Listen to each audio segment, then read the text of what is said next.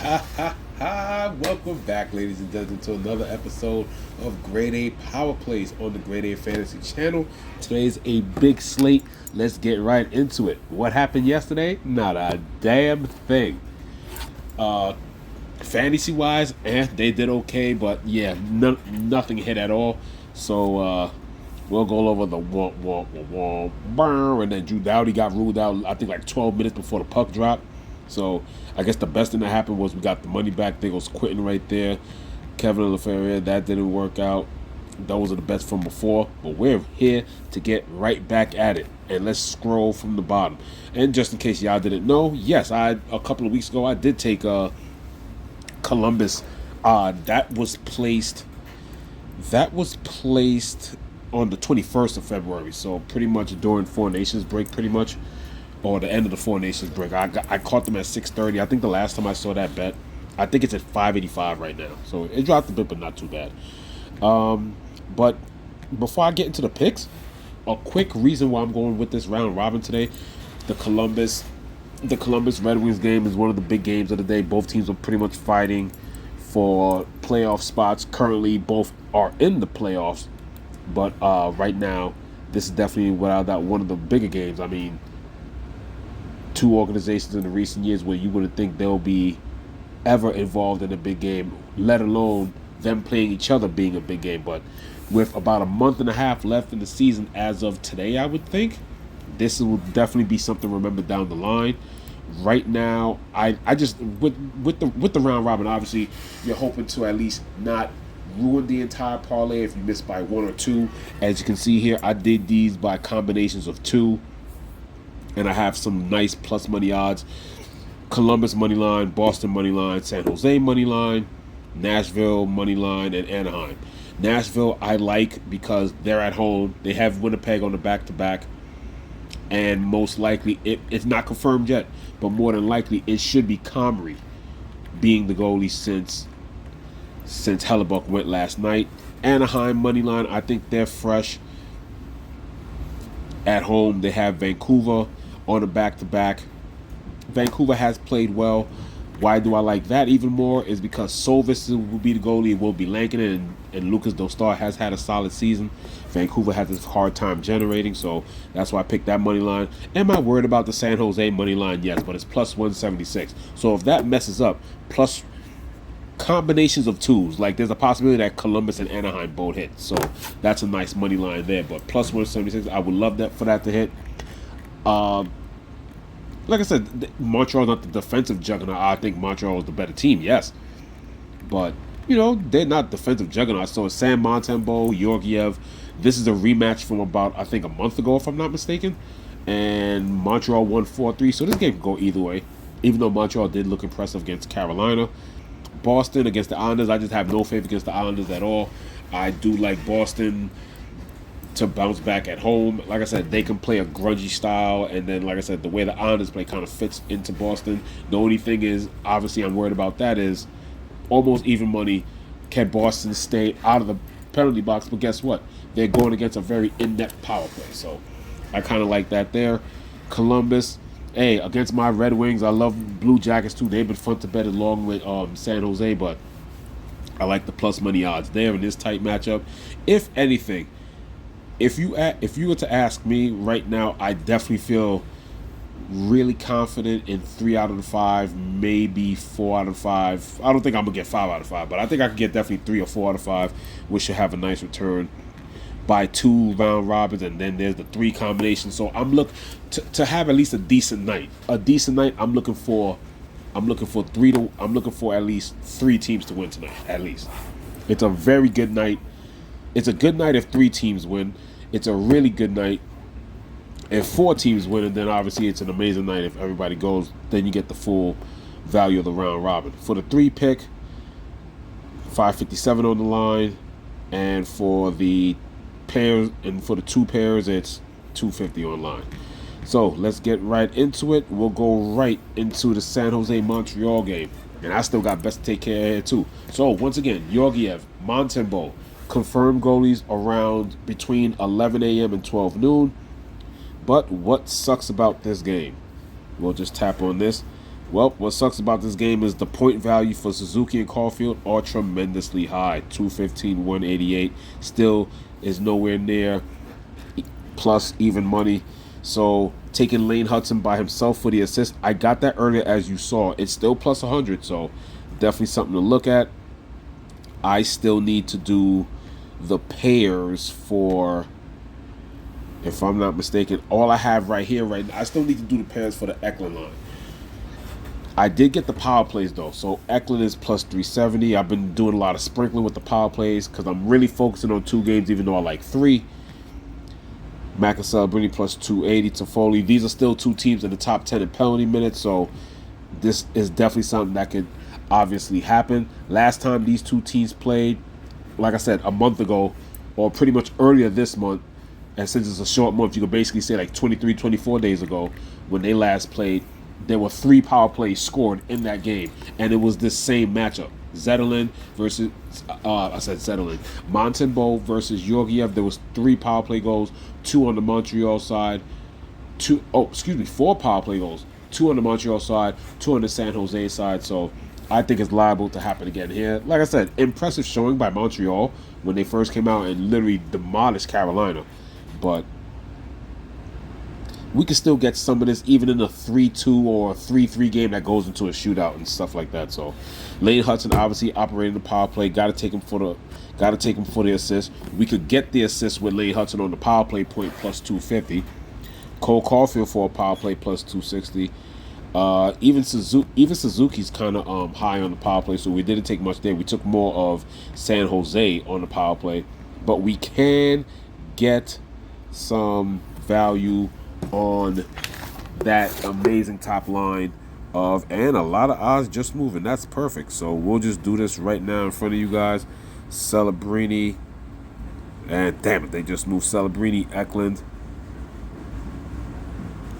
We'll just take care of that right there.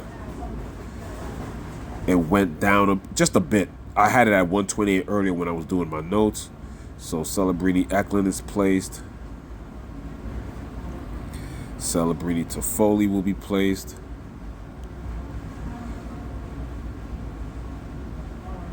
That went up. I had it at 126. It's now 129. And then we'll go Ek to Foley. I had it at plus 150 earlier. Okay, slightly. 147, not bad that I waited. So that's pretty much everything that I have set there. So you guys see my combos there. But like I said, now with the lower lines, the one thing about both of these teams, it is an interesting play if you want to do this. Because I do like one pair and then like a solo. So on the second line, Wenberg, Zetterlund, Will Smith line has been productive as well. The depth for either one of these teams are not good. Neither one of these teams are great in the first place. But attacking the depth is definitely something that I would like to do with either squad. So on the San Jose side, you can go with San Jose 2 and go either Wenberg. You could go Wenberg, Zetterlund, which is amazing odds. You're getting plus 300 there. You could get Wenberg and Will Smith, who's been assisting a lot, plus 319. But the odds are so good, you don't even have to worry about the assist. Will Smith is definitely, he definitely has no problem passing up the puck, while having Wenberg, who's another pass-first guy, give it to Zetterlund. But attacking the depth of Montreal is definitely something you would like to do. The depth is not something to worry about. And then on the Montreal end, the one person that I definitely like is Newhook, without a doubt. 140, plus 140 for a point. Their lines were just confirmed just now about, 10 minutes ago. And yes, he has young man Owen Beck being his center. So Newhook is the left center. I mean, he's the left wing on the second line, while you still have Patrick Laine on the right line. Like I said, they're interesting odds. Newhook, like I said, you got Slavkovsky on the top line. You got Slavkovsky on that top line as well. I mean, yeah. I mean, combining Slavkovsky and maybe Caulfield get you plus. Yeah, plus 133. That's not bad because he's close enough. And getting Suzuki with Slavkovsky should get you right there too. Okay, plus 119. So yeah, if you can get some first. you can get some first line, combos there. It's just that just doing Caulfield and Suzuki. And like I said, there can be games where Slavkovsky doesn't show up, so it is a risky play. But like I said, if you don't like that, you can attack the depth with those combos right there. Going on to another solid 7 o'clock matchup, we are going to go attack big time. We have a ton of bets on the Columbus Blue Jackets and Detroit. Like I said, there was mainly 3 games that I liked from yesterday that I started taking notes. I just was waiting for the odds. So San Jose, Montreal, Columbus at Detroit, and then we'll go next into a little quick matchup with Vancouver at Anaheim. So with this matchup, what's interesting about this, obviously Detroit hit a little bit by the injury bug, but no matter, we can definitely take advantage of this. Why? Because of the guy that is on the cover sheet of this video. So unlike the Montreal situation where the top line is a little too pricey and you have to put in Slavkovsky to get in there, even though they're fully correlated on the power play, with people like Andrew Kopp out, and he definitely played a significant role in the top 6, and Michael Rasmussen still out. In the last couple of games, we've had Marco Kasper out, and what I want to say about Marco Kasper, it's one of those that he has been productive ever since the injuries, and he has been playing better ever since the beginning of basically this month, or basically the last day of January. He went from playing lower line minutes and getting anywhere from 10 to 16 if he's lucky, and ever since January 27th has been logging in anywhere from the lowest 16 minutes to the highest of 21 minutes, and obviously not that many games as he's played before because of that 2-week break. But he does have a 2-game point streak. He does have 2 assists and 1 goal in the last 3 ever since coming back from the break. So Marco Kasper definitely helps with the value here. As you can see, Kane and the Brickats still solid. Their power play correlated at plus 121. I got the power play points. I'm surprised. Like I said, I'm surprised that they were decent underdogs. So once I saw Columbus being underdogs, I said, okay, their power play points have to be great. And you got Voronkov plus 470, Marchenko plus 370, Werenski plus 290, and then I got Seider for plus 280, 270, 260 the Brickats. And then, of course, them being the underdogs, Marchenko, Voronkov plus 164 points. So I did different combinations with the top line. Fantilli, Voronkov plus 180, plus 152, Fantilli, Marchenko. But Marco Kasper has such high odds that it doesn't matter. With Lucas Raymond, the reason why you probably need Marco Kasper, if you want to have a good point product, Lucas Raymond and Larkin are both minus 200, and not even 205, 210. It's 215. It's 215 in, I guess, how you say, low odds. So to get the power play to get the line 1 combination, it sucks that he doesn't play on power play 1, but we're not going to ask too much because you need Katie the Brickhat, and this is one of the hottest power plays anyway. But with Kasper being plus 118, he's kind of like the Lane Hudson point. He's just somebody that flows into the system, works well, and he's in a good situation playing a lot of minutes, a minimum of 16 to 18, and he could get to 19, 20 if possible, playing with Larkin, playing with Larkin and Lucas Raymond, and once again at home, which will dictate the best matchup because Detroit is at home. So plus 118 Kasper by himself. Kasper and Larkin is plus 170. Kasper and Raymond plus 174.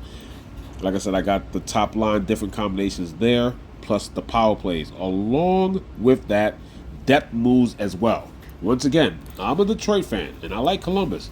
But the one thing, even perfectly healthy, they do not have depth. So, what's an interesting point play here? A depth play, if you don't mind me putting that on there. Even though it's not on my ticket, I'm thinking about putting it on my ticket. If you're looking for depth plays, and yes, I do have the Brinkcat, and the depth of Columbus, is now that they're healthy, is definitely better than the depth of Detroit. So, if there's anything you would like, it will definitely be the return of Boone Jenner, Cole Sillinger, Is he here? Yes, and Kent Johnson. Those definitely look like interesting plays. I'm thinking about jumping on that bandwagon a bit. I do like that opportunity there. Cole Sillinger, Kent Johnson, and Boone Jenner are on line 2. Nothing to fear here. Boone Jenner has come back. Marchenko has come back, and they haven't missed a beat. So, if you're interested, and obviously to make sure it's a perfect correlation, you're looking for Cole Sillinger and Boone Jenner. They're on power play 2 together. Kent Johnson is the net front on he normally plays motion on power play 1 with Varakov, Fantilli, Marchenko, and Werenski. So Cole Sillinger, Boone Jenner together. I mean, they're amazing odds, plus 270. Any combination, anyway. All 3 of them. Kent Johnson's on that line as well. It's definitely something to look at. Once again, it's you know what the top guys can do in this game possibly, because this is a rematch from about this is about 2 months ago. I think they played each other to a 5-4 win the first day after New Year's. So once again, this is another game that it doesn't have to go 5-4. I think we can still get what we can at 4-3, 3-3 shootout, even 3-2, with teams somewhat healthy, and obviously Detroit depending on what they need to depend on. I do like the matchup. I like the goalies, not amazing, and we don't get it's Danny Tarasov. Tarasov hasn't played in a bit. It's his first start in a while, so that is good for Detroit in a way. And then you got Cam Talbot, who's a solid goalie. And just to preview a little bit, I was still doing a little bit of research on this. We got another team on the back-to-back. We have Vancouver at Anaheim, and they're the last game of the night. No. Chicago, Vegas is also starting at the same time as they are. I also have Anaheim on the bet sheet because, like I said, I like Anaheim chances at plus 128. But let's look at the points here. The points are pretty interesting. They're not bad on either side. Besides Quinn Hughes and then Troy Terry, everything literally drops down under minus 130, and then it just gets higher from there. So opportunity here. There's a lot of value. Picking a lot of plus money value here today. That's the theme of today. So obviously, I think if I'm not mistaken, Zegras is still out. If I'm not mistaken. So when we ever get an injury with them, that top line gets crazy minutes. They definitely get a boost in minutes, so that's more opportunity for the combination of Strome, Vetrano, Terry. Terry's pretty high, but you're still going to get decent money with Vetrano, Terry, plus 125, plus fully correlated on the top power play.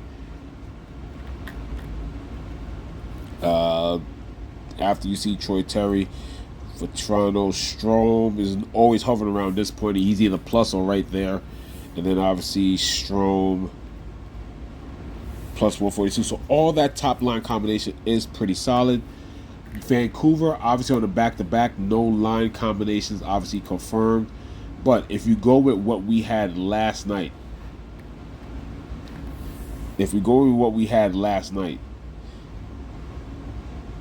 no Nils Hoglander to be on the top line with Elias Pettersson, but you still have Elias Pettersson with DeBrusk at good money. DeBrusk is a plus 110, so that boosts the odds pretty solidly at plus 184. You have the Hedl is hurt, so you could still have maybe a power play matchup. Anaheim is definitely one of the teams that gives up a lot of power plays. In minutes, if I'm not mistaken, Anaheim is still... No, I think Anaheim kind of dropped down, if I'm not mistaken. Anaheim is now 12th. They were in the top 10, but the penalty kill is still bad. They still haven't reached 500 total minutes yet. So, if you're looking for a power play stack with Vancouver, and the power play points are obviously there. Besser is a minus 113. I don't know if Hedl's going to play. He's game time decision. Connor Garland. I mean, the lines are pretty much messed up ever since the trade. I mean, there's pretty much decent guys to take single bets, but right now the best thing to probably take is possibly Pettersson and DeBrusk, who play on the top line together, but they don't have Nils Hoglander. Filipino is a game time decision, so you have no idea if you could use him and Connor Garland, which would be nice because they're both plus. Because one is even money, one is plus 108. So if anything, you're probably looking at. You're most likely going to be looking at, I would say, possibly power play points. Maybe Quinn Hughes is exorbitant, like he's almost automatic because of the way he moves with the assist. But the power play points are massive. Besser 330, Elias Pettersson 330, Jake DeBrusk 420. All these guys are on the power play unit. But now here's the thing. I mean, you can still take it for a power play point, but here's the thing: they've jumbled the lines. The way they started it last night, only DeBrusk and Hughes were on the top power play. Power play 2 had Besser, Garland, Dakota Joshua, Filipino, and Philip Roenick. So it's pretty much all over the place. Once I saw how like things were going, that's why I haven't really placed any bets yet. I'll be focusing on the first 2 games, 7 o'clock, so I'll be entertained and sweating those games out. But that is the end of the episode for Grade A Power Plays. Most likely, no show tomorrow. I'm still researching. Normally, when there's like a short schedule like that, it's either 2 or 1 game. It's either 2 games or 1 game that I'll probably focus on. Right now, I don't really see much that I really like. And I'll probably be mainly putting my focus on what my show is tomorrow, which will be Grade A Banging. Previewing a little DFS and betting preview on the NASCAR on the Echo Park. I think it's the Echo Park 400 at Coda. So we'll be doing that tomorrow. So most likely no NHL show tomorrow because I'll be prepping my lineups and prepping a show for NASCAR. But good luck tonight. Hopefully you're jumping on the bandwagon with me and a whole bunch of other people, hoping for a good and productive San Jose Montreal matchup and Columbus Blue Jacket Detroit Red Wing matchup. Thank you for tuning in. See you tomorrow for a Grade A Bank for the NASCAR preview this weekend. But first off and foremost, good luck tonight on your props and bets. This is Grade A Fantasy, signing off.